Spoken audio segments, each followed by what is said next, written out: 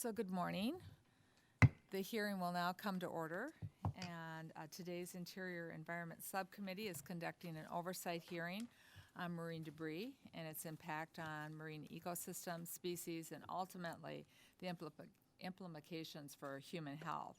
We will be hearing from two panels of experts, but I want to note that the Environmental Protection Agency, which plays a critical role on this issue, I want you to note their absence today. We did invite the EPA to provide a subject matter expert to participate on this panel. Unfortunately, the EPA would not make one available. They only offered a Senate-confirmed political appointee whose work does not pertain to the hearing topic. And we are doing oversight, and we're very serious about doing it, so that's why the EPA will not be present today. But I do want to note they do important work in this area. Disappointed that they're not here because that's a missed opportunity for the EPA to showcase its work. Our discussion today will provide an opportunity for the members of the subcommittee to learn more about the work under these agencies of our jurisdiction and what they're doing on marine debris. Marine debris is a complicated global problem. It's exacerbated by a growing population around the world and its associated waste.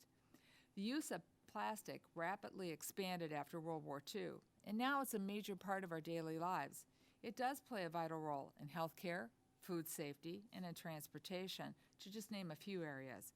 But the very fact that plastics are so pervasive in our lives explains why microplastic contamination that's transported through soil, air, and water is found in every ecosystem.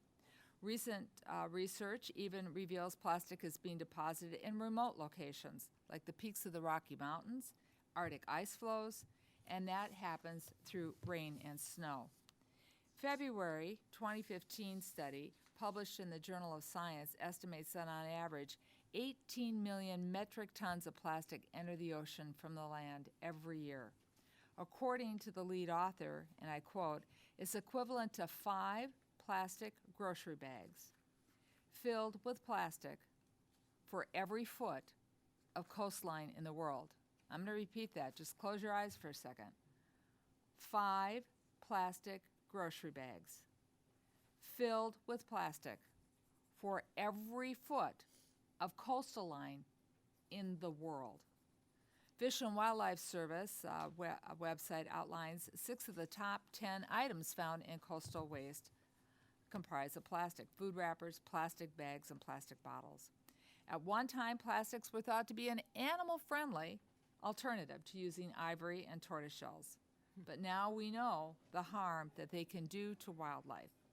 We also know that marine debris is a vehicle for transporting invasive species. With the ranking member and I coming from the Great Lakes region, we know that the economy and global ecological threat of invasive species present is really having an impact on how we have to put more resources into the Great Lakes. So I'm glad we're going to bring some attention to this aspect of marine debris today. For any of you wondering, Great Lakes being fresh water, we are a transportation system that is connected to the ocean. The impacts of marine debris will require all of us working together to improve coastal line management, identify probable source of this pollution, and understand the method of transportation, and then devise creative solutions and mitigation strategies to fix this trash problem. Now, I'm going to yield to our ranking member, Mr. Joyce, for any opening remarks, and then to Vice Chair Pingree, who will be facilitating this hearing because of her leadership and legislative work on Save Our Seas Act, her work in addressing food and packaging waste, and including banning plastic straws from the Capitol complex. And Madam Vice Chair, when I give you the gavel, it is an invasive species. It's buckthorn from Minnesota. So, Mr. Joyce, any opening remarks? Thank you, Madam Chair, for holding this important oversight hearing today about the impacts of marine debris on our ecosystems and species. I'd like to extend a warm welcome to all of our witnesses. Thank you for being here today and for the work you're doing. And I certainly look forward to our discussion.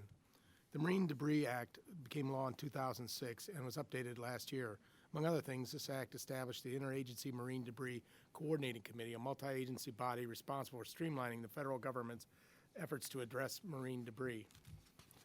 This committee, the committee coordinates a comprehensive program of marine debris activities and makes recommendations for research priorities, monitoring techniques, educational programs, and regulatory action. Agencies on the coordinating committee whose budgets under our jurisdiction include the Environmental Protection Agency, the Bureau of Safety and Environmental Enforcement, the National Park Service, and U.S. Fish and Wildlife Service. I'm pleased to have the Fish and Wildlife Service with us here today, and have no doubt that our other agencies represented here, the U.S. Geological Survey and Smithsonian Institution, are also coordinating with their colleagues across the federal government. I look forward to learning more about these coordination efforts in more detail this morning. Marine debris is defined as any persistent solid material that is manufactured or processed directly or indirectly, intentionally or unintentionally, disposed of or abandoned into the marine environment or Great Lakes. Plastics are one of the most pervasive types of marine debris and are drawing increasing public concern. Closer to my home in Lake Erie, the Rochester Institute of Technology reported that nearly 22 million pounds of plastic debris enter the Great Lakes each year. As the largest freshwater system on Earth and a source of drinking water for millions, the volume of debris in the Great Lakes is alarming. In addition to the visible plastics entangling and being ingested by fish and wildlife, the science is showing that smaller microplastics enter the food web and eventually make their way into the food we eat. We're only beginning to understand the extent of the issue and its implications for human health. In the meantime, we know that marine debris harms ecosystems, can be lethal to wildlife, and negatively impacts tourism and recreation in our coastal communities. That being said, many of us may not be aware of the full extent of the damage caused by the marine debris. That's why I want to thank you again, the Chair, for holding this important hearing and our witnesses for being here today to testify. I look forward to our discussion, and I yield back.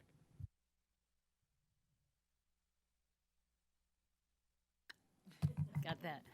Nobody likes buckthorn, so there. Well, thank you very much. Thank you to the chair for allowing me to host this hearing today and play this role, and for putting it all together. As many of you know, I represent Maine, the Gulf of Maine. I happen to live on an island 12 miles off the coast of Maine, so I interact with fishermen and people on the water all the time, and seeing the plastic debris in the ocean is, of course, a critical part of our life.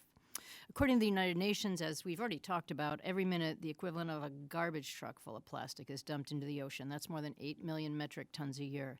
Single-use plastics are all those items we use once and throw away, but then they last for hundreds of years, maybe thousands of years. And this wasn't the case in our grandmother's generations. In the late 40s and 50s, plastics really took off in single-use plastics. Until then, paper bags, cloth bags, even things like a wicker basket took the place of a disposable plastic bag. So one thing that we need to do is get back to the basics, realize that these convenience plastics are costing our environment, our ecosystems, and our oceans in particular. Today we're hosting this hearing to talk more about the impacts and how agencies across the federal government can take this challenge head on. I really want to thank the chair for her leadership and thank the ranking member for his strong support. Minnesota and Ohio may be hundreds of miles from the ocean coast, but as we've heard them say, marine debris needs to concern us all. Our waterways, whether freshwater lakes in Minnesota or Ohio, in Maine, open ocean waters, rugged coastlines in the Washington state, which one of our members represents, this committee is impacted, and that's why I'm very glad we're taking this on. As the chair mentioned, there'll be two panels who will present on this topic. After each panel, of course, there'll be an opportunity for members to ask questions. I'd like to welcome our first panel of representatives from agencies under the subcommittee's jurisdiction, and they will discuss their work on this issue. Stephen Gerton, is that right? Gerton? Is the Deputy Director for Program Management Policy under the U.S. Fish and Wildlife Service. Ann Kinzinger is the Associate Director for the Ecosystems Mission Area in the U.S. Geological Service. And Dr. Lindsay Harem, a marine biologist with the Smithsonian Environmental Research Center. We're very happy, appreciate all the work that all of you do, and look forward to hearing your opening statements. Thank you. Go ahead. Yep. Good morning, Chairwoman McCollum, Ranking Member Joyce, other members of the subcommittee. Thank you for the opportunity to provide testimony on this important issue. Our National Wildlife Refuge System includes more than 180 national wildlife refuges and 750 million acres that protect ocean and coastal habitats. Marine debris is an issue that impacts coastal and island refuges across the country. It's also an issue that we in the service take very seriously. Marine debris can kill or injure marine and coastal wildlife. It can damage and degrade habitats, interfere with navigational safety, cause economic loss to fishing and marine industries, degrade the quality of life in coastal communities, and threaten human health and safety.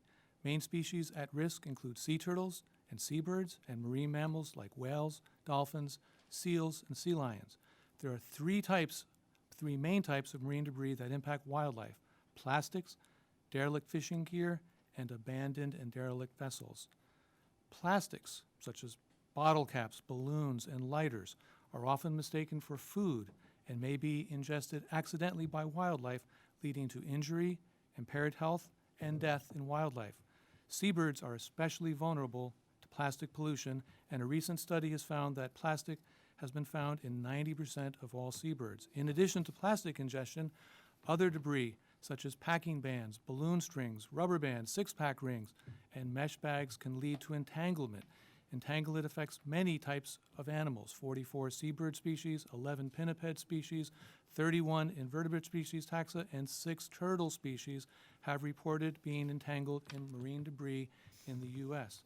And recovery plans for several Endangered Species Act listed species such as loggerhead, leatherback, green, and Kemp's Ridley sea turtle all list marine debris as one of the highest priority threats facing these protected species.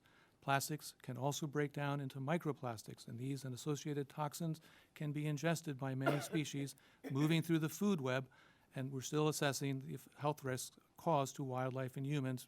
They may not be fully understood at this point.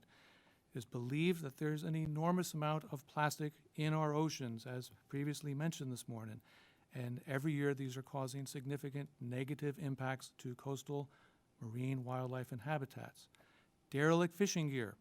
Although derelict fishing gear can be an ingestion hazard, it is largely a wildlife entanglement hazard. Entanglement frequently leads to injury and death. One study found that between 1997 and 2009, over 1,000 sea turtles were found stranded in Florida due to entanglement in fishing gear. Birds become entangled where line and netting is carelessly discarded, and sometimes use fragments as nesting material, which can entangle both parents and chicks. Abandoned and derelict vessels. Abandoned and derelict vessels may prove an immediate or future threat to wildlife and habitat from direct physical contact or the release of hazardous substances to surrounding areas. These recur a lot in remote locations and are technically very difficult and expensive to assess and clean up. For example, in 2003, the Fish and Wildlife Service was appropriated $5.5 million to remove 3 shipwrecks from Palmyra Atoll and Kingman Reef National Wildlife Refuges. That project took 80 days. Total debris removed was over 970,000 pounds. Expensive, time-consuming, big investment, but a big return up to that resource out there. We'd like to offer some examples of impacts across our nation's National Wildlife Refuge system. Annual accumulation of marine debris in the northwestern Hawaiian Islands within the Papahanaumokuakea Marine National Monument is estimated at 52 metric tons per year. More than 884 metric tons have been recovered from this area since 1996, much being derelict fishing gear. The northwestern Hawaiian Islands are home to approximately 70% of the tropical shallow water coral reef habitat in the nation. Derelict fishing gear threatens these reefs and the wildlife that inhabit them. Midway Atoll is home to nearly 3 million birds, including the endangered Laysan ducks, the world's largest albatross colony, and 19 other seabird species. Albatross feed over thousands of ocean miles, and along with food items, they scoop up plastic debris. The stomachs of nearly all dead albatross chicks contain plastic fed to them by their parents. It's estimated that albatross carry over 5 tons to Midway each year to feed their chicks, and another 5 to 10 tons of marine debris washes up on Midway beaches each year.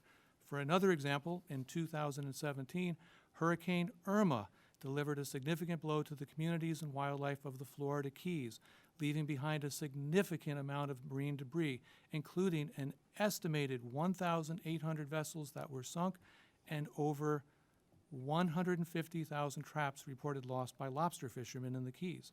This impacted our Florida Keys National Wildlife Refuge complex with vital feeding, breeding areas, and nesting beaches for both green and loggerhead sea turtles.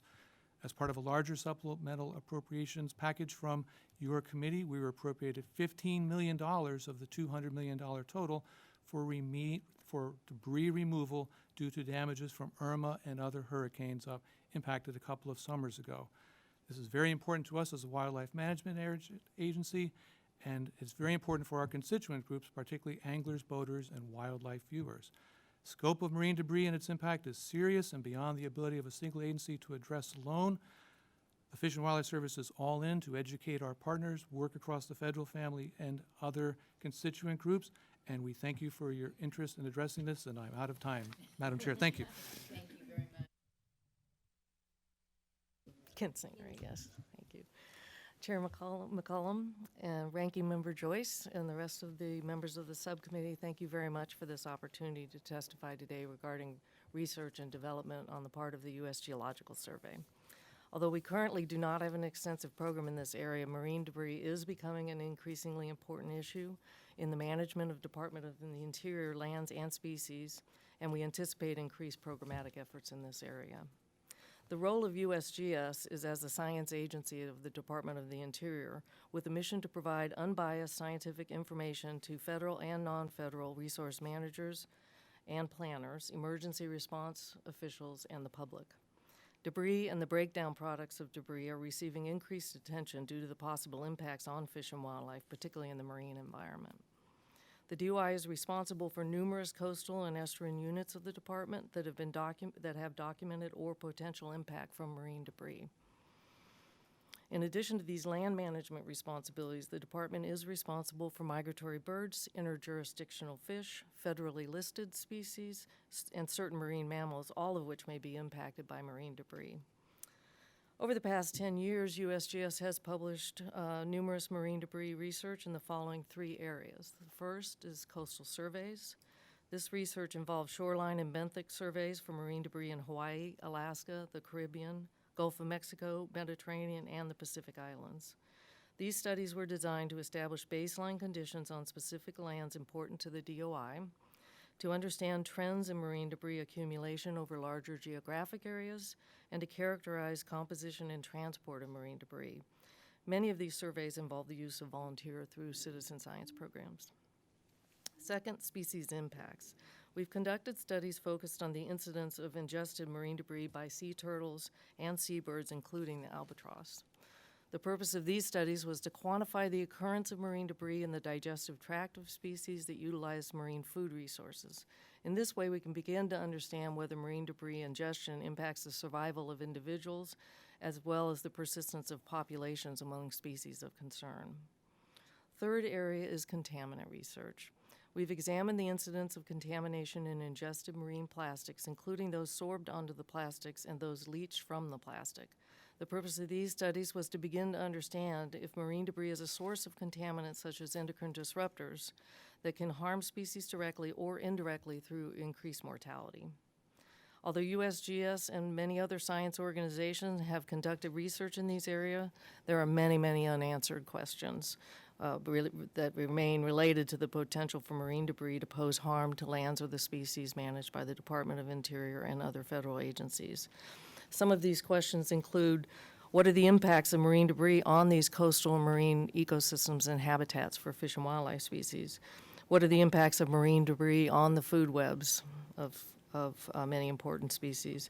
And then, are the impacts of debris the same in freshwater systems such as the Great Lakes as they are in the marine environments? I've listed a number of other research questions in my written testimony. So what can USGS contribute to finding the answers to these questions? We maintain extensive capabilities to conduct surveys, research, and monitoring in support of natural resource management. This includes population assessments to determine changes in species number over time, nutritional analysis for determining disruption in food webs, physical assessments, and remote sensing capabilities to determine habitat condition and changes due to environmental stressors like marine debris. We also have the capability to evaluate whether marine debris contributes to the spread of invasive species or diseases of fish and wildlife. The USGS maintains specialized facilities in fish and wildlife disease diagnostics to determine the cause of animal fatalities.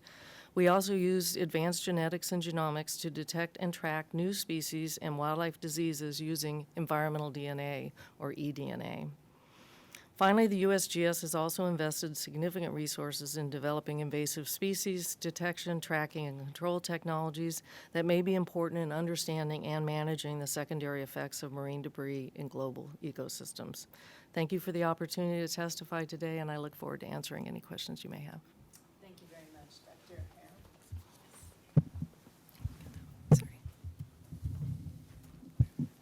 Thank you, Chair McCullum, Vice Chair Pingree, and Ranking Member Joyce, and the other distinguished members of the subcommittee for the opportunity to talk to you today. The Smithsonian Environmental Research Center is a world leader in environmental and ecological research, especially in research about invasive species, which are cited as one of the leading drivers of global biodiversity loss and ecosystem degradation. The Marine Invasions Research Laboratory, where I work, is the largest research program in the nation that studies biological invasions in coastal waters, and our lab has been at the forefront of this research on coastal invasive species for the past 3 decades. At CERC, I work with an interdisciplinary multi-institutional team to study how floating plastic debris alters the dispersal and distribution of marine life in the Pacific Ocean, and how such debris may provide a new mechanism for invasive species spread. Coastal marine animals, seaweeds, and microorganisms readily settle plastics, whether they're intentional man-made structures or unintentional plastic pollution.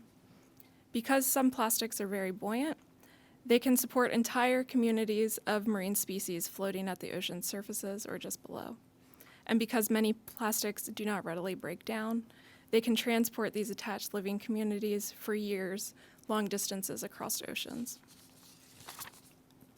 My colleagues saw this firsthand after the East Japan tsunami of 2011, as over 300 coastal Japanese species arrived alive on the beaches of the western United States and Hawaii years after the devastating event, having floated over 5,000 miles on man-made debris before coming ashore.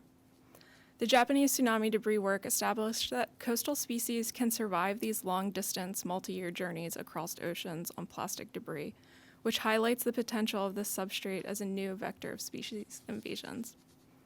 To follow up on that research, we are now harnessing the interdisciplinary expertise of marine ecologists, oceanographers, engineers, and nonprofits to broaden our understanding of this problem by investigating if coastal species can sustain populations in the open ocean and how they move through these environments on their plastic rafts. Persistent populations of coastal species living on plastics in the open ocean would be highly problematic, because this would mean that plastic debris is extending the range of coastal species beyond their native coasts. It would establish that these floating ocean ecosystems are not only a transport mechanism for coastal species to new locations, but also a potentially critical new source of such introductions to opposite shores. Millions of tons of plastic debris enter our oceans each year, and these inputs are projected to increase with the continued global plastic production. Floating plastics as a new invasion vector will be logistically challenging to manage, given the sheer amount of debris available and the many unknowns about the fate of floating plastics in the open ocean and along coasts. Invasive species are estimated to cost the U.S. over $100 billion a year annually in management and damages to infrastructure and ecosystem services. Thus, understanding how floating plastic debris moves and carries coastal species is fundamental to addressing and preventing future marine resource challenges. Our research at the Smithsonian and collaborating institutions contributes another critical layer to our understanding of the scale and scope of the global plastic pollution issue. More research is needed to better understand and predict the sources, sinks, and movement of plastics in the oceans, as well as the ecological impacts of this new floating ecosystem as a platform for potential coastal species invasions. Thank you. Thank you all very much for your testimony. Since I'm lucky enough to chair the hearing, I'll start with a question, and then we'll hear from all of my colleagues.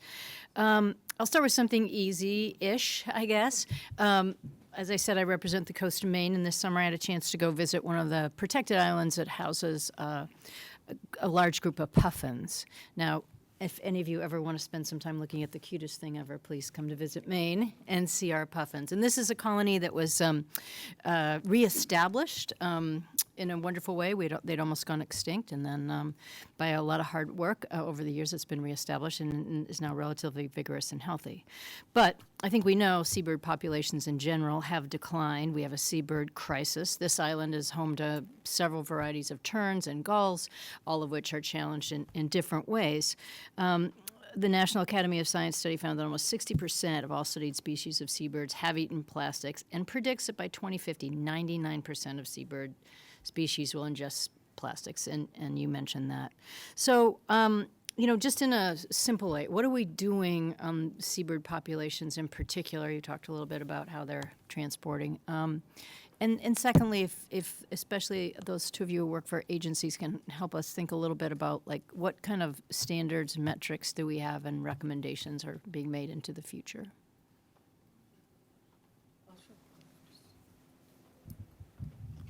So we haven't studied puffins specifically, but we have conducted a number of surveys, and as folks have said, there are marine debris fragments in virtually every species we look at. I mentioned this in my testimony, but I think the most important thing from a long-term research perspective is to really understand what those plastics are doing. It's very easy to see a dead bird and see the pile of plastics, in the carcass, and recognize that had deleterious effects. But what we don't know is whether that's affecting the entire populations of these animals, and that's a long-term research question. It's a very complex question because, we have to look at things like ocean currents. We have to look at whether contaminants might be sorbed onto those plastics. We have to look at where the sources of the marine debris are occurring, and 80% of that is occurring on land. And so it is a complicated picture, but USGS certainly has the capability to look at those long-term population dynamics. Thank you, Congresswoman. Also a fan of the puffin, the colorful parrot of the sea, sometimes called. Yeah. But we, as an agency, oversee several beautiful wildlife refuges off the coast of Maine with Thank you pretty very good much. puffin populations there.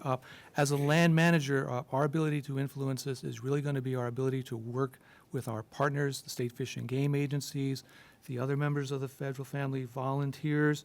We can do a lot of education and outreach on discarding of fishing line, working with the fishing industry on lost traps and things like that for recovery operations. We also work with the NOAA, National Marine Fisheries Services, the U.S. Coast Guard, and EPA on these larger policies. So that's under their providence out there. So really, from a land management perspective, our ability to influence the issue is education, outreach, prevention, and then moving into the response if there is a storm or a lot of debris brought in. Just a couple of years ago during Sandy, for example, Edwin Forsyth National Wildlife Refuge in New Jersey, there was a $22-mile debris field just along the coast of New Jersey. A lot of this washed up on there. And before a lot of the impacts started to wildlife, the state, federal agencies, National Guard units, and volunteers can get that debris off of there.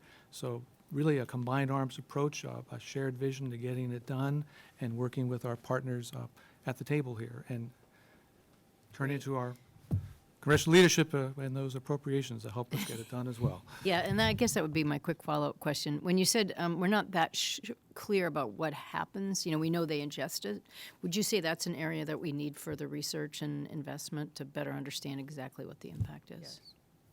Okay, thank you very much. Thank you, Madam Acting Chair. Is it Dr. Harem? Harem? Yes. Doctor, your testimony talked about the Eastern Japan tsunami in 2011 and how 2 fish species were sampled in marine debris over 5,000 miles Yes. from where they originated. That's correct. Well, in the Great Lakes, we're fighting to keep out the Asian carp, and several complex barriers have been erected to guard against the carp in their various life stages.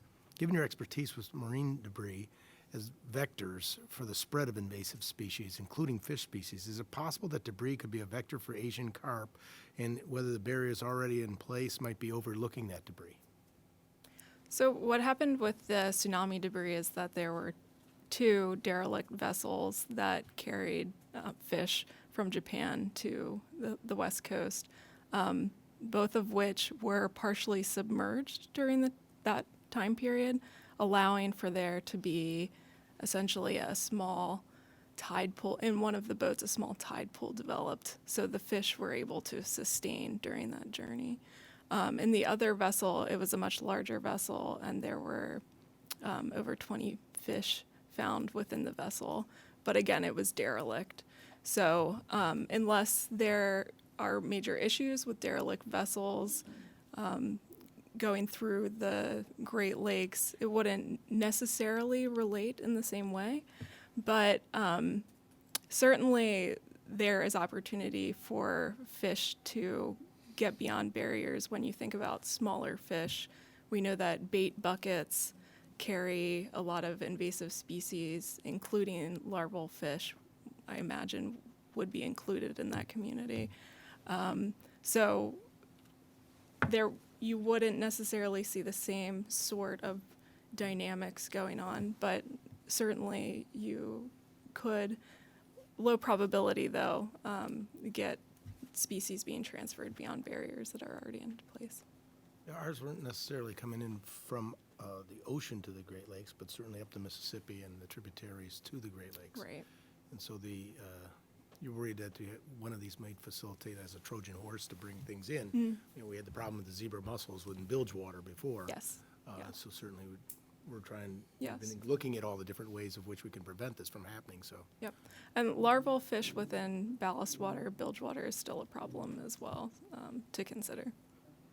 Thank you. I yield back. Madam Actual Chair. You're doing a great job. So one of the purposes of this hearing is to discern what might we need to be doing for additional funding and research that's required to understand how to mitigate how marine debris is impacting our ecosystems, species, and ultimately human health. So I'm going to ask a question, and we would love to have some follow-up, but I'd like to hear some of your thoughts on this right now. For example, U.S. Fish and Wildlife is using general operating funds to clean up marine debris on refuge lands. And we've just heard some staggering numbers from you, and the number's not getting any smaller. So this isn't a one-time out of general funds. So other things are going without being done. And so one of the things I'd like to ask, especially the two of you, but the Smithsonian, as you see more research being needed to kind of weigh in how you think is appropriate, is there going to be a tipping point where, you're going to have to just kind of come in and start having a line item for literally debris cleanup for this, or else other things in the general budget aren't going to be happening? I mean, there's extra funding that goes in when there's a major hurricane event episode, but that's a one-time. This is happening all the time. And then additional funding or resources that might be helpful in doing the work that you're doing in collaboration. This is a global issue. What are we doing globally with it? And I think the Smithsonian could, either in more research be needed or how we work internationally more effectively with other international partners. So I don't expect you to say, this is how much I need and I can solve the problem. We know it's bigger than that. More research needs to be done. But we really need to be mindful as we go into the next round of allocations on our top line budget for the members sitting here for what we need to do. We need to start advocating for the work that you're doing that wasn't part of the original budgets when they were first set up, 30, 40, 50 years ago. And just please identify yourself and then just take it as you go through. Thank you, Madam Chairwoman. For the Fish and Wildlife Service, you hit the nail on the head. We receive supplemental appropriations after hurricanes and other storm events to hit the immediacy of some of these big surges and derelict boats and white goods and debris up there on the refuge system, and we work through that expeditiously. There's just a lot of historic or legacy stuff on a lot of these units of the refuge system. The way we address it is usually through our construction and maintenance line items or those accounts. Operations is used for the immediacy of cleaning the balloons and things like that off of the beaches themselves. But the stuff that's embedded in there in the reefs or up under some birds' logs or the real hard-to-get-to stuff all gets rolled into our DM backlog. The Refuge system, as an agency, we get about $140 million a year for all of our portfolio of maintenance. That includes equipment replacement, that includes DM projects, annual. The backlog is $1.2 billion a year. We work very rigorously to set priorities within that total. That includes marine debris removal, that includes access projects, that includes projects to destroy, hit leaking roofs and things like that. So it's a very strategic and holistic approach. And so what we aspire to do is set those rigorous priorities and then invest the available funding against all of those, including marine debris. We'd request the opportunity to work with committee leadership and your staff to explore potential solutions going forward as well. Haven't thought about the efficacy of an individual line item for the maintenance marine debris standalone, and we'd like to talk to you about that kind of concept as well. For us, it's all going to come back to the budget is set, and within that, addressing these competing priorities there. And I think with your guidance and leadership, we could potentially work together on a long-term vision to get after some of these priorities that way, if that's helpful. If I may, would it be useful if, like, you need another accounting reason, but it'd be useful to try to quantify those within the budget framework that you have, so we know going forward what the true number is going to be versus having it excised out of your budget now? Do you mean, sir, what the total of the backlog includes remediation cleanup of marine debris projects? What you're spending currently, what the Yes, backlog's going to be? we so would be have- glad to work with you for a question for the record to provide an estimate for that. Yes, sir. Oh, great, thanks. So the USGS effort, as I mentioned, is not an extensive effort. It can be measured in the tens of thousands, not the hundreds of thousands or millions. And as Steve said, we really we work for the Department of Interior, for our sister bureaus like the Fish and Wildlife Service, National Park Service, and others. And we set our priorities according to their needs. So as the need grows in the Fish and Wildlife Service and other agencies, we will be increasing our effort. But as I say, that's a small effort. I would like to say that I think while it's really important to look at large marine debris and to talk about efforts to remove that, one growing field is the microparticle field.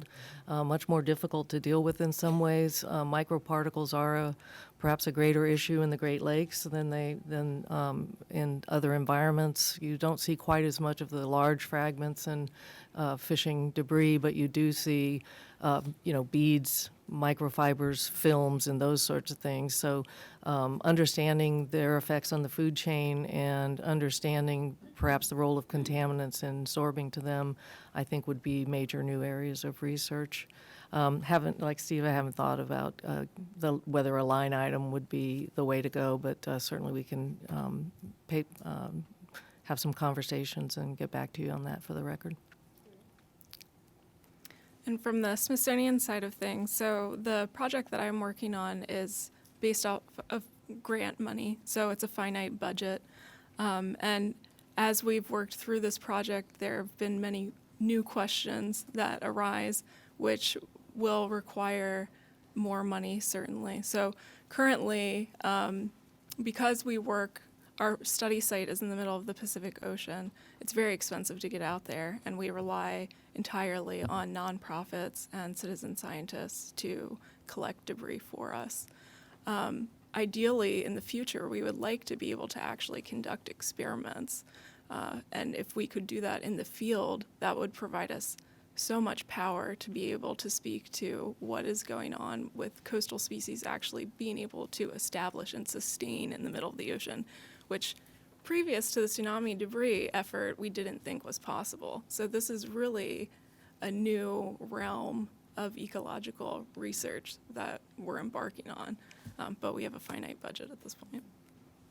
Well, I thank you, and we will be following up. And the reason why, whether it's a line item, a sub, or however we work it in, people aren't seeing the actual cost to U.S. taxpayers of cleaning this up. And unless we have a way in which we can go to our constituents and say, this, you know it's serious, you don't want us cleaned up, but this is the cost of it. So when examples of eliminating plastic straws or other things like that, sometimes to certain groups of people seem rather frivolous. It is actually, in the long run, not only going to improve the quality of our oceans and our water systems and all the ecology in there, including the animals, but it's also going to save U.S. taxpayers dollars in the long run. So we want to work with you to do that, to not only save money, but also to do what we need to do for the next steps of research. Thank you. Thank you, Ms. Pingree. Thank you. Mr. Simpson? Thank you. I don't have a lot of questions or anything. I'm trying to learn about the subject, so I appreciate you all being here, and I thank the chairwoman for holding the hearing.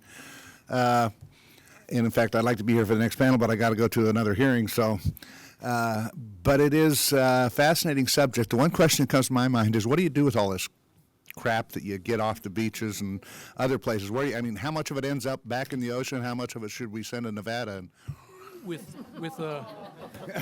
Because we're the toughest state in the nation. We don't take anything.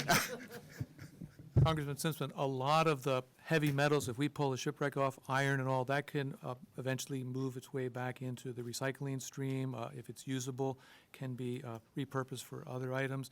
A lot of it can be incinerated under proper safeguards, brought back to approved landfills and things like that. So when we haul all this junk off, that's in the Northwest Pacific Islands. A lot of that is just got to be collected and probably incinerated under proper safeguards.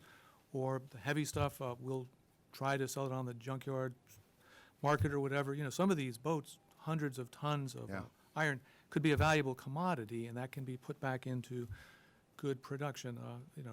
Some of this goes back to the World War II era. There's a lot out there. There are shipwrecks off the eastern seaboard as well.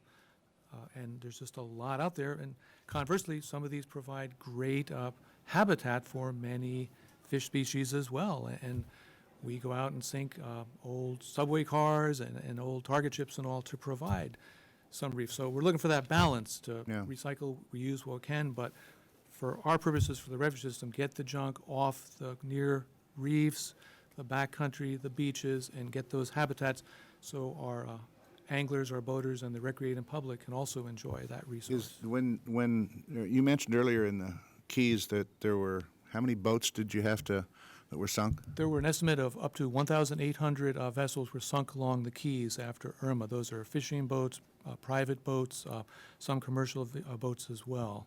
And does the owner of those boats have any responsibilities, or? That would be up to probably their insurance policies. I think a lot of that stuff is abandoned and just declared lost at sea. And so depending on where it is, we will work with our partners to either make a policy decision to leave it, or if it's too close to the key marine ecosystem needs of reefs and others, we would target those for removal. Well, I thank you all for being here. And again, thank you for the hearing today. It's an interesting and fascinating subject, just another problem to tackle. That's what we need. And I apologize to the next panel that I won't be here for that, but I appreciate the information. Thank you. Thank you very much. Ms. Watson-Coleman? Thank you. Thank you for this hearing. This is really brand new news to me. I mean, I see the commercials on TV, and I know that shoes are made out of plastic now. They're called Rothy's. You can buy them. With regard to my colleague's question about the boats that have sunk, so you have the capacity, or whoever has the capacity once identifying them is to identify what that boat is and to whom it ever belonged, right? So if we had the will to do this, we could certainly hold the owners and their insurance companies responsible. If we had the will, that's just sort of a maybe yes. Congresswoman, I believe a lot of that would apply to marine salvage law and So- rights of property owners for insurance claims. A lot of it is abandoned to the whims of nature and becomes a public trust responsibility. So I'm curious, I'm sorry if you mentioned what this is. Is this a picture of a beach after a big storm? That is one of the atolls in the Northwest Pacific Islands under the management of the Fish and Wildlife Service. That is just a lot of debris from the sea that is washed up after a big storm. When those big tides come in and bring it in, that's what's Okay. left behind. It's been blown in from fishing boats, cruise boats, far off continents. It just floats out there, and the tide and current brings it to those key geographic features. Do we have any idea what nations, countries, whatever, represent the greatest problem, including us? Amen. Congresswoman, we've looked at studies of that. The U.S. has pretty rigorous and robust recycling policies and programs at all levels and do not contribute a lot of the debris that's out there. A lot of it is coming from other economies, many countries in Asia and other economies as well.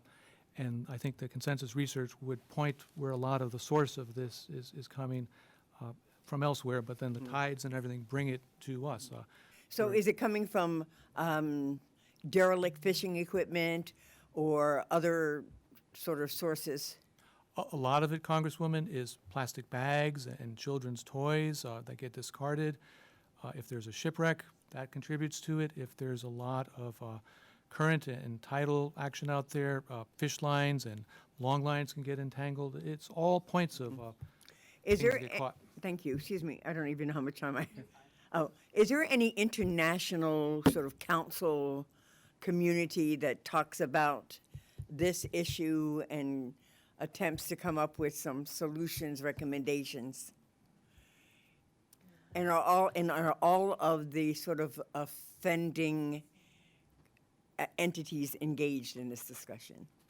I don't know the answer to that question more broadly, but I do know that NOAA has the National Oceanic and Atmospheric Administration has the lead with their marine debris program, and they do work both internationally and here in the U.S. on those issues. And I believe they're going to be testifying in the second panel? No? Okay, no. But maybe someday we will hear from them. Okay.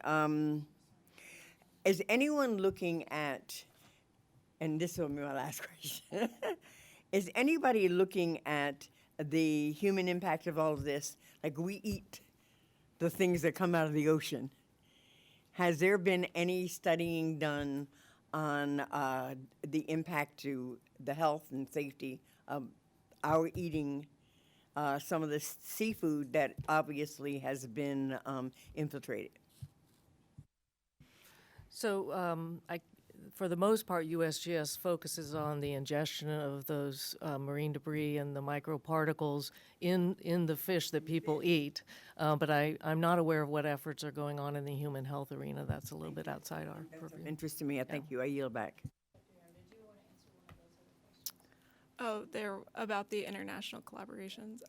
So they're within the Smithsonian, we have the opportunity to potentially do that through our Marine Geo program. It's an international network of sites tasked at assessing biodiversity, marine biodiversity, and through that we do have potentially the capability to do that, but we're not currently doing any sort of marine debris monitoring in that. May I ask a question about that then? What would it take? What would we need to be able to facilitate and accelerate that? Well, we would certainly need more funding, more staff for sure. I'm pretty much the only one. So it would take more staff to be able to ramp up an effort like that. Marine Geo already has networks in place that they're currently expanding, and the Marine Invasions Lab is working with them on a couple of other projects. So there is, we could do that. It's just a matter of staff time. Thank you. Yep. Thank you. Mr. Amadei. Thank you, Madam Vice Chair. Obviously, I just got here in time for Mr. Simpson's suggestion, so if this has been asked and answered, please just politely say, we've covered that, and I'll take it from the record. Am I correct in understanding this is a fish and wildlife property that's in the Pacific Northwest? That's in the remote reaches of the Hawaiian Islands. Yes, Congressman. Okay. And so, and listen, I come from a state without a coastline, so if you think I know a lot about coastlines, I don't. But when I look at this, I know that generally, maybe storm events are different or whatever, but you know what currents kind of head this way, right? One of your agencies does, or maybe more than one. And the reason I'm asking that is because when I hear, well, shipwrecks and blah, blah, blah, it's like, that's awful. And so I'm thinking, well, okay, shipwrecks and storms, I get that, but this looks to me, and if I'm wrong, then just say, no, you're wrong. This looks to me like systematic, somebody's dumping their junk in the ocean, and so that's why I start out with the current thing or whatever.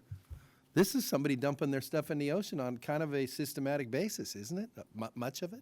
Congressman, the research is showing us a lot of this is abandoned gear. It's just garbage that's being dumped. Yes, it is. The tides and the ocean currents bring it around, sometimes like clockwork, sometimes it shows up on its own. There are floating cities of junk in the Pacific Ocean, blobs that are just at the variance of tide and currents show up. And so I'm not saying, and I know you're anxious there, so I'm not trying to cut you off. About this one. But if we know that it's, much of it is systematic, and we kind of know the way things work in the flows and stuff like that, and I'm not asking you to say, hey, it's the XYZ or the whatever, but it's like, is it a irresponsible thing to say, we know where a lot of this is coming from? Could I jump in on that? Sure. So I would say that we don't know how much of this is actually moving and being deposited. So in working with our collaborators from the University of Hawaii, they're oceanographers who specialize on marine debris movement in the Pacific Ocean. The size and shape of a debris item has a lot to do with how it moves, how quickly it moves, and where it ends up. So there's a lot of variability that you would see in the movement of debris that would be difficult to account for. But I know when we talk about littering on land, a lot of times you go, hey, that bottle isn't distributed here, or there. It's distributed there. And you can see on some debris items where they've been manufactured, but on others you cannot. Okay. And then the final one is, if I may, is, so this is a fish and wildlife property? Yes, Congressman. So how do you fund dealing with that? That kind of debris would just be our staff having to go out with big rakes, tractors, or by hand pulling it off the beach. The heavier shipwrecks or other things, we would need to bring in heavy equipment to pry it off the reef or dig it out. So of I the guess I sand. want to refine the question to, are you funded specifically for beach cleanup in your present budget? No, sir, there is no line item for beach cleanup. We do get supplemental appropriations after some big storms here in the mainland U.S. that we use to clean up some of that, but And so the context is complete. This is after, is this just a regular day on the beach at this place? that Or could have is been this a bad tide day, sir. Okay. Thank you. I yield back. Thank you, Madam Vice Chair. Yeah, thank you for your questions, and thank you to the entire panel. We have a second panel, so this we'll probably bring them up, and we could, I'm sure, ask you questions all day, but thank you all for your work and for sharing all your information with us. Thank you very much. And we'll look forward to working with you in the future on some of those funding and other questions. Thank you very much. There are ones that didn't make it to a garage sale, brand new.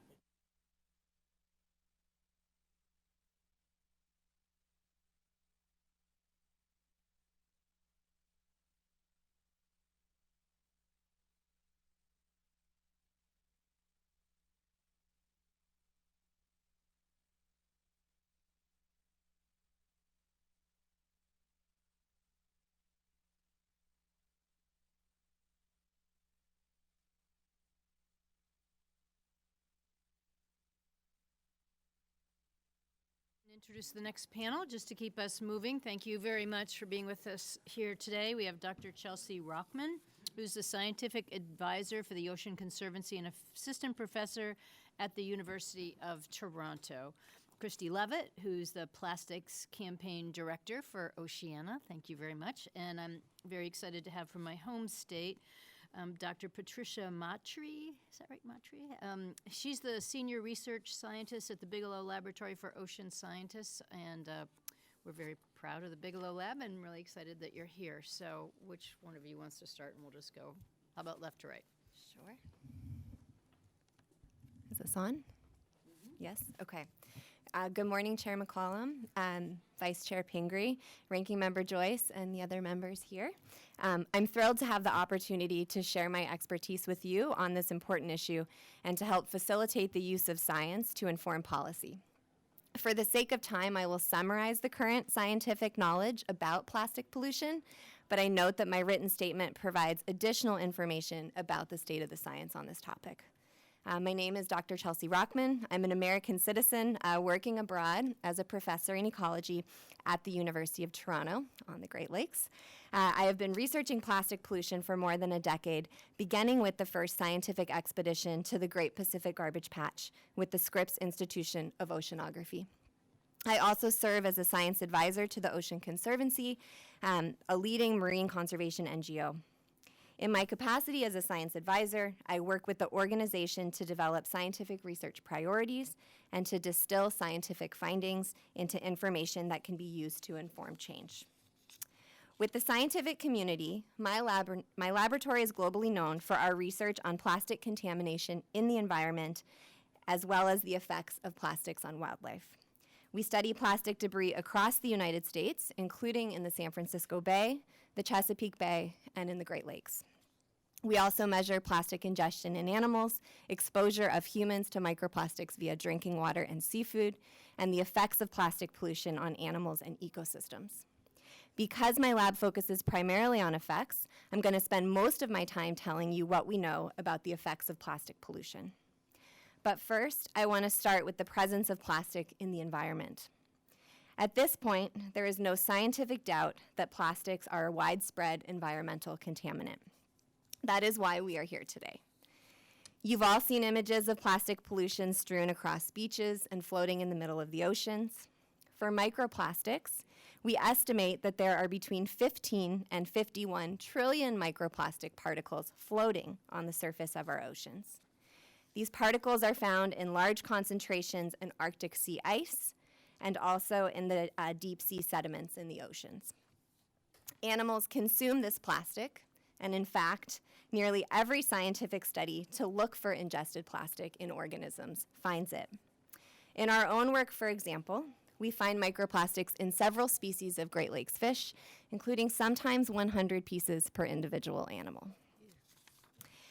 So let's talk about whether plastic pollution causes negative effects. When it comes to large plastic debris, there is no doubt that plastic pollution can have an impact on wildlife, and there is compelling evidence that fishing nets and other large plastic items like bags or straws are already impacting marine species and ecosystems. Studies have reported entanglement or ingestion in more than 800 species of wildlife to date. Entanglement leads to skin lacerations and can also lead to mortality. A recent study published in the journal Science found that entanglement of coral reefs can cause disease. In a recent systematic review that we've been doing in our lab, we found reports of adverse effects in 23 species of marine mammals, 4 species of turtles, 11 species of birds, and even 1 species of algae, among many others. The weight of evidence for how macroplastic debris impacts wildlife suggests that the time to act is now. When it comes to microplastics, there are many studies testing the effects on animals. Although the results from the laboratory studies are variable, there is irrefutable evidence that microplastic contamination can lead to adverse effects. This includes effects from the physical presence of the plastic particle or from the chemicals that are added during manufacturing. These effects include decreased feeding, delayed development, decreased reproductive success, and diminished survival. Although we do not yet understand how microplastics or whether microplastics impact human health, we know we are exposed via seafood, sea salt, drinking water, and other sources, and thus explicit research on this is necessary. Today, there is no doubt that plastic of all shapes and sizes litters our oceans and freshwater ecosystems. This debris contaminates hundreds of species of wildlife, including important seafood resources. We know that plastic can harm individuals, populations, and communities. And these impacts, combined with evidence for accelerating plastic production and emissions into the environment, suggest governments should come together to limit future environmental contamination now before they transform ecosystems irreparably. I want to thank you for this opportunity to speak. I'm over time, but I'd be really happy to answer any questions today or in the future. Thank you very much, Ms. Levitt. Thank you, chairs, ranking member, and members of the committee for the opportunity to testify on marine debris and plastic pollution. My name is Christy Levitt, and I'm the Plastics Campaign Director with Oceana. Oh, it went off. Thanks. Oceana is the largest international advocacy organization dedicated solely to ocean conservation. This morning, I'll talk about the growing problem of plastic pollution, the key solution, and actions governments can take. Despite the ocean's importance to life on Earth and the livelihoods of billions of people around the world, humanity has altered or destroyed marine ecosystems and driven marine species to the brink of extinction. And now, as one scientist put it, the oceans are literally spitting plastic back at us with every wave. Plastic pollution is a growing threat to the world's oceans, as well as our food, health, and climate. Each year, an estimated 17.6 billion pounds of plastic enters the marine environment. This is roughly the equivalent, as noted earlier, of a garbage truck full of plastic being dumped into the oceans every minute. Freshwater lakes also suffer from plastic pollution. The Great Lakes, for example, are flooded with 22 million pounds of plastic annually. None of the plastic in the environment ever goes away. Single-use plastic is profoundly flawed by design. Plastic bottles, grocery bags, utensils are all made from a material created to last forever, even though these products are designed only to be used after one and be thrown away after one use.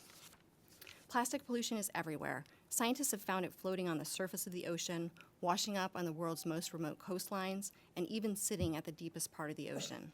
As plastic continues to flood into the ocean, the list of marine species affected by plastic debris expands. Tens of thousands of individual marine organisms have been observed suffering from entanglement or ingestion of plastic. A piece of plastic can look like food to a fish, a turtle, marine mammal, or bird. Plastic ingestion and entanglement can lead to death by starvation or suffocation. Scientists estimate that 90% of seabird species have ingested plastic, and we are seeing increasing reports of dead whales beached with their bellies full of plastic debris. Ultimately, plastic breaks up into microplastic, which acts as a magnet for harmful chemical pollutants. When eaten by fish and shellfish, some of these contaminants may work their way into our food supply. Scientists are still studying how humans might be affected by these plastics. And while we begin to realize the extent of plastics pollution's effects on the oceans, the petrochemical industry is investing significantly in the production of more plastic. Plastic production is projected to increase fourfold between 2014 and 2050. Recycling is not enough to solve the plastic pollution crisis. Only 9% of all plastic ever produced has been recycled. Waste management solutions have not adequately dealt with plastic pollution in the past and cannot realistically keep up with the rising rates of plastic production. Unless companies change course, more plastic will inevitably end up in the ocean. The solution to the plastic pollution crisis is clear. We need to reduce the amount of plastic produced. Oceana is calling on companies to significantly reduce the amount of plastic they are putting on the market and to offer consumers plastic-free choices for their products. Whether it's a hotel room or a supermarket aisle, the onus should be on the companies responsible for creating and selling throwaway plastics, not the consumers. Oceana is also calling for policy change that will require companies to reduce plastic production and use. While the responsibility to reverse this problem should primarily fall on companies, governments play a critical role, especially when companies are not motivated to act. The United States has often been an international leader on environmental issues, but unfortunately, it's falling behind other countries on addressing plastic pollution. U.S. cities, towns, counties, and states are not waiting for federal action and are instead taking the lead on regulating single-use plastics. Around the world, other countries and regions, including the European Union, Canada, and Peru, are announcing and implementing policies to reduce plastic. The federal government should learn from these actions and implement national policies to stem the flow of plastics into our oceans. Government policies often focus on single-use plastic waste, most commonly found on beaches. Policies like bans, fees, taxes, deposit return systems, and extended producer responsibility have been shown to reduce plastic pollution. So the United States should join with the rest of the world and follow the lead of cities and states around the country to regulate single-use plastic. Federal policies must enable states and localities to continue to lead the way and implement stronger regulations of plastics. Thank you again for the opportunity to testify on the problems and solutions to the plastic crisis threatening our oceans. Thank you very much. And lastly, Dr. Matry. I thank the chair, the vice chair, and the subcommittee members for inviting me. I am an oceanographer who has spent the last 40 years studying the growth of microbes at the base of the ocean food web all around the world. I have served in executive roles for a scientific society and several major global research programs that represent over 1 million scientists in the U.S. I currently serve in the Advisory Committee on Environmental Research and Education at the National Science Foundation. I have been a senior research scientist since the mid-90s at one of the world's most innovative oceanographic institutions, the Bigelow Laboratory for Ocean Sciences in East Booth Bay, Maine. Like many other humans, as an environmental scientist, I have watched with dismay the steady accumulation of plastics in and around our oceans. Plastics per se are a major advance for humanity, as long as they are where they should be. Plastics do not belong in the environment nor in the body of any organism, including our own human body, unless it is for practical reasons. Microplastics are everywhere, from the surface of the ocean to mid-water to the bottom of the ocean, in beach sand, in Arctic sea ice, in snow over sea ice, and in marine air. Many organizations are counting and sizing plastics. We have heard from several of them today. What we know least is what happens when microplastics, smaller than a grain of rice, and even further nanoplastics, smaller than 1,000 of a human hair, enter the oceans. How much do they affect the health of an individual marine organism, a community of marine organisms? How about their effect on the most abundant organisms in the oceans, such as microalgae, microscopic animals, and bacteria that form the base of the marine food web? Microplastics do not affect marine organisms in isolation. Coastal waters are warming, they can have low oxygen. They are exposed to ocean acidification, and they already have micro and nanoplastics. Any one of these changes threatens many marine organisms, including those important to fisheries and aquaculture, or form the basis of local or regional tourism economies. When multiple stressors act simultaneously, the effects of any one can be magnified, as the organisms may already be weakened, or have reduced reproductive capacity, or become smaller, or may simply not recruit into their adult population. We don't know how much and how fast microplastics affect these processes. My own results in the laboratory show that adult blue mussels filter in microplastic fibers that are provided at low concentrations, and that the fibers pass into their digestive tissues in a matter of hours. When the mussels are next exposed to clean seawater, they can purge themselves of the fibers in less than 1 day. This past summer, we measured the effect of microplastic fibers in juvenile lobsters, less than 10 millimeters. These are the most abundant stages in the life cycle of a lobster. The smallest ones were indifferent to the fibers. The larger ones actively ingested them in less than a day. Their respiration was affected. What does this mean for an adult lobster? I don't know. I have posed other questions in my written testimony. So here we are. We realize that plastics are most prevalent ocean pollutant, those we can see. There are a billion ones we cannot see. We don't know if and how fast microplastics affect the health and well-being of our marine ecosystems. It is through science that we will prioritize what to do first. But U.S. investment in the study of microplastic effects on marine organisms is grossly inadequate, considering the challenges we are facing. U.S. investment in social sciences is grossly inadequate, considering human behavior and economics are so important in charting a sustainable way forward for the management of plastic debris. Thank you for the opportunity. Thank you very much to all of you for your really informative and extremely depressing testimony. I know Mr. Joyce has to get on to another meeting, so let's let him go first with the questions. Thank you very much. First, I'd like to thank you all for being here. Secondly, as was addressed here, I don't mean any disrespect by getting up to leave, but it's planned well before we had this hearing in place.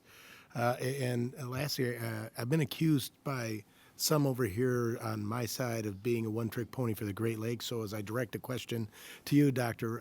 Rockman,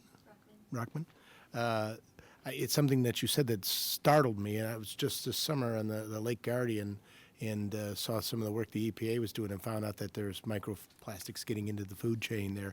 But you had said something about there are concentrations of more than 100 pieces per fish that you had sampled. I was wondering if you could go into a little more detail about the research and what its implications are for people who catch and enjoy eating the Great Lakes walleye or perch. Sure. Yeah, so I live on Lake Ontario. We've done some work in Lake Erie, but I'm going to speak mostly to Lake Ontario. The amount of so coming from starting my research in the middle of the ocean, the amount of microplastics in the Great Lakes is striking. And I brought a sample with me and then I left it on the desk before I walked out the door, so I can't show you. But yes, we have sampled many different species of fish, from your minnows to sport fish. We have found as many as 800 pieces in an individual fish, which is startling. This is microfibers and fragments and other particles. In terms of effects, we've looked at two things, right? So how do they impact fathead minnow, which are kind of at the bottom of the food web in the Great Lakes and a really good study species for toxicity. We've seen if we take plastics off the shorelines of the Great Lakes, grind them up into smaller pieces, expose the fish to them, we've seen deformities of the larval fish. We've seen changes in the endocrine system, so that could affect reproduction. And to your question of resources, we've sampled sport fish, and also for First Nations communities that are asking questions about, is it in our food that we eat for subsistence? And it is there, and it is in the gut, and what we're trying to understand now is if it moves to the fillet, because we don't eat the gut of fish most of the time. So hopefully that answers your question a little bit, but in the Great Lakes, I think there's a lot of work to do. I knew that there was a time where obviously mercury and some other problems were there, especially with the perch, and there was levels of only to eat so much perch per week or per month at one point. But what additional research should Congress be supporting related to those human health impacts of microplastics in our water, as well as in our treated drinking water, fish, beer? I mean, the Great Lakes Brewing, and there's a lot of different companies that make a big case for that, and other items that we consume. Sure. Yeah, so we also do pull water from treatment plants around the Great Lakes and look at the microplastic in them. A lot of water for drinking is pulled from the Great Lakes, and so if you have high contamination of the lake, you might expect to have it in your drinking water. So we're trying to look along the treatment train of whether or not, what processes in drinking water treatment remove the microplastic. So more work on that could certainly be done. I think one of the most important things is if we're adding this contaminant to the list of contaminants, we need standardized methods. So we're kind of trying to help work on that in California to spread across the U.S. in terms of what are the best methods, how are we defining a microplastic, what size do we care about for human health, and then understanding human health, which takes more than ecologists, right, around a table to answer that question. So more maybe research directed to NIH or people who can really get to that, what does it matter for our own species? Well, certainly I think I can speak on behalf of the whole committee. We're interested in working with you all and everyone here today and trying to solve this problem that we've created. And thank you very much again for your time here today. I yield back. Thank you.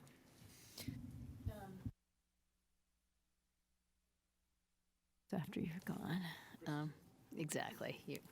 Well, again, thank you so much for your testimony. I'll just, I wanted to ask you all this question about the presence of plastic in the flesh of fish, and I think I just recently read an article about this, so clearly some studies are being done, and I think that just adds a whole nother level of health concerns, as you mentioned. We don't usually eat the insides, the guts, the innards of a fish, but the fact that some researchers are finding that plastic actually migrates into the flesh. Have we started any long-term studies? Have any of you been engaged in that side of this question? I can answer that. So we, We've actually done some, so there, I will say that there is a mixture of evidence of whether microplastics transfer from the gut to the fillet, right? So when it comes to shellfish, we eat the gut. When it comes to fish, we eat the fillet. So we did an experiment where we fed rainbow trout microplastics from 10 micron to 500 micron, so very small, but not super small. And we saw no translocation. We didn't see a single particle in the fillet of the fish, which was a good thing. We wonder what might have happened if we've seen smaller. There's evidence that under 10 micron does migrate, but I'd say that question of translocation or migration from the gut to the body is there's less than, I can count the papers on my two hands, and a lot more work that needs to be done on that, and particularly for the smaller particles, which we are not yet good at measuring in the environment. I have not worked with fish, but we worked with adult blue mussels in the Gulf of Maine, and we saw very few in the tissue, in the mantle or the mussel. Almost everything was in the gut.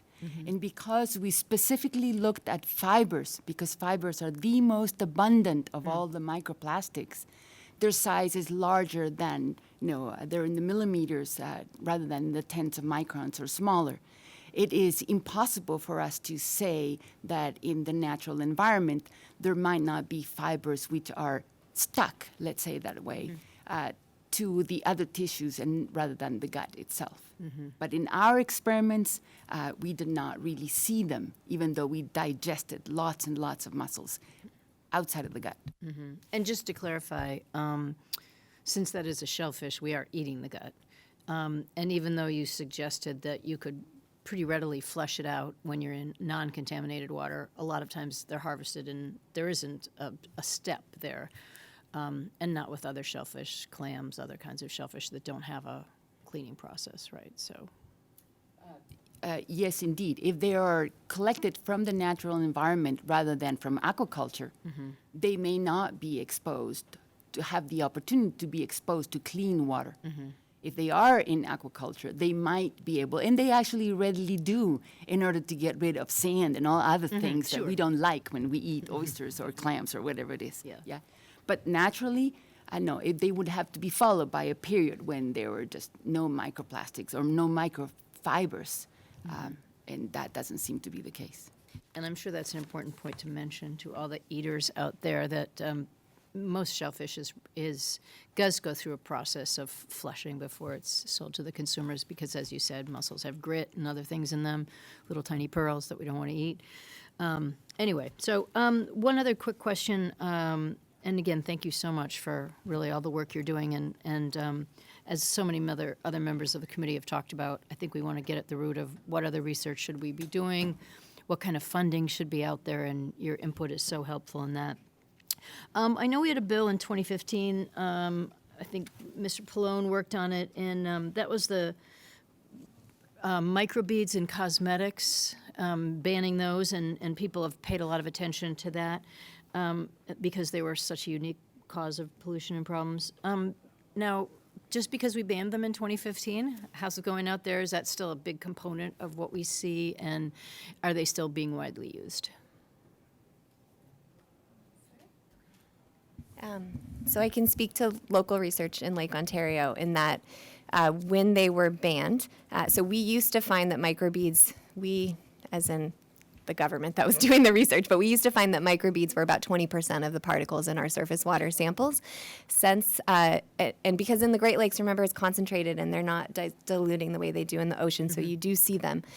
Now, we don't see them as often. So in our samples, microbeads are very few. So that is a fantastic example of when you prevent something at the source, it does indeed go away.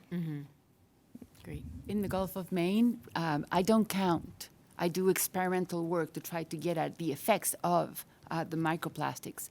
But the observations are that the majority of the microplastics are fibers, not beads. Interesting. And we have never regulated them. And is that a component of plastic as it disintegrates?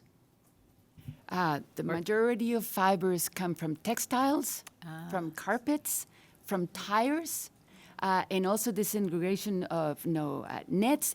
But most of it is the clothes that we love. Got it. So it starts as a fiber and stays as a fiber.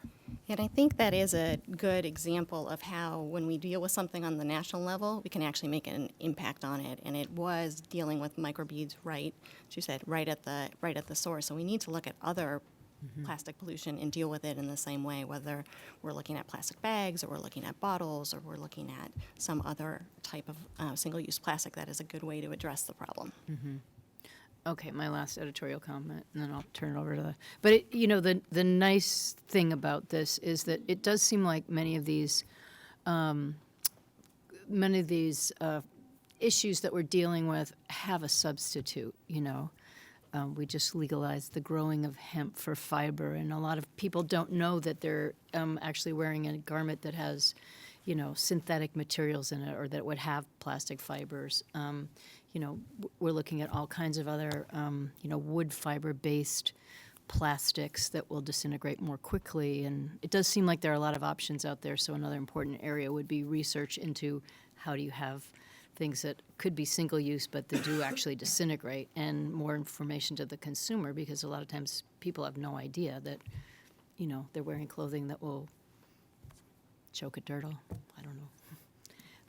Okay, I'll yield back to the chair. Thanks. Thank you for, we saw the problem, the physical problem of the cleanup and what that's costing the American public, and heard a little bit about the concerns about what's going on with fish and wildlife and our ecosystems, but you've kind of brought it down into what we're ingesting and what the sea life's ingesting. And that becomes really important because the chair and I were, I as chair and Mr. Joyce as ranking member, we were just in the Olympic Peninsula. And we were speaking with oyster farmers.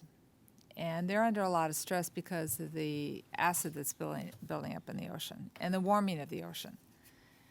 We didn't talk about this, but I'm sure they all had an opinion on it, the oyster farmers we were talking to. So there's a lot going on in our oceans when you start thinking about climate change and all the effects from that. And then you add the pollution and plastic on top of it. And the number that I have is over half the population in the United States lives on coastal communities, and the country derives $280 billion a year from the ocean economy. So this is part of our economy, people's daily lives, people's intake of food and nutrition, especially for our First Nations. And it's affecting the Great Lakes as well as it's affecting our oceans. And so with your full testimony, you referenced some of the work that USGS is doing in this work in fresh water. And we as a subcommittee, we need to get serious about doing what we can to point out to the American public that we're paying for this. We're paying for the cleanup, and it's a new deferred maintenance on our national parks that are coastal. It's a new deferred maintenance on our fish and wildlife refuges, and it comes with a cost. And so we need to be wise as consumers and as taxpayers to do what we can to reduce the use of these one-time plastics, and then the plastics that aren't one-time, that they're disposed of properly. So I want to just kind of take a second, and you can get back to us a little more, but I thought what was very interesting in the research is, in order to know where you're going, in the future, you need to know where you are right now, and you need a map, a guidepost that's reliable. So what you need, I'm hearing, is and this is the international community of scientists, to really come up with a standard for what is a microplastic. Because if we're not all measuring it the same way and having the same conversation, we can't get to a good result in what we need to do. So I'm hearing more research. And you're all shaking your head yes. And so a couple of questions about research that I have is, does it make sense? I mean, we know that some of these plastics and the illustration of the larger plastics, they're colored and they're floating on the ocean. So that means that they're affecting the way light goes into the ocean. And so what kind of impact does this algae growth and all this have to do with plastics? I mean, it's just not the fish consuming them. They're attaching themselves to everything. And is this possibly could be making global warming or sea level rise or whatever people feel comfortable calling it even worse because it'll affect the way light's going through the ocean? Anybody want to tackle that? I will. We did experiments. So light is essential for the growth of marine phytoplankton. Like plants on land, they are the base of the marine food web. No matter what it is, even if it's a whale or a turtle, eventually they will consume calories that were, for the most part, generated by phytoplankton or microalgae. Hence, their growth is actively controlled by how much light they get and the quality of that light. So it seemed to me an absolute no-brainer that that would be the first thing to do. And hence, we exposed different cultures of microplastics to white beads because it was the most common. This is at the time when the law had not passed yet, and beads were available in toothpaste and all kinds of things, as well as in different sizes. When you have particles in water, they absorb light, they reflect light. And so it could be that the light was decreased, or it could be that actually the light bounced all the way around and there was more light. So 4 different species, 4 different results. That's all I'm going to say. So in other words, by doing a short study in one summer, it's not enough. There is natural variability. We couldn't actually at that time generate small, consistently small, countable, colored plastic debris. How do I count them? This is a question I have for the folks who count. Yeah, it comes with the definition of it. How do you reliably count these small pieces so that experimentally you're doing something that is repeatable, which is the essence of a scientific experiment? So I don't know. I don't know. But it has to be, because any particle in the ocean changes the light field. If there were a way that we could detect them, perhaps we might also use remote sensing. There are so many of us who are trying to find a way to use sensors which are in satellites, which see as light goes into the ocean. And hence, they can measure particles of certain colors, but not all particles. So there is an open world of research to be done there as well. And hence, you could even bring NASA into something that doesn't quite appear to be straightforward in the topic that we're talking. But we're trying. So to Oceana, we heard from the other federal agencies. We have, you're surrounded by fabulous women researchers. What are some of the things that, and you can get back to us, that we should be looking at and working with? We're just part of the portfolio here in the Interior Environment and EPA and other related agencies. We're just part of a portfolio. But I really think that the International Conservation Caucus also has an ocean subset to it. Ms. Pingree's been, just a champion on these issues in so many ways. And sometimes when a problem looks too big, people just walk away from it. So I need to break this down into edible bite-sized pieces that we can discuss here on this committee. And as you can see, there was a lot of interest on the other side of the aisle on this. We're all in this together. We all share the planet. To talk to our colleagues about boosting up some of their funding and some of the accounts that they have, in our funding, but really creating an awareness that if we don't tackle this problem, the American taxpayer at the end is either going to be suffering with the amount of plastics available or even harmed, potentially future generations with it.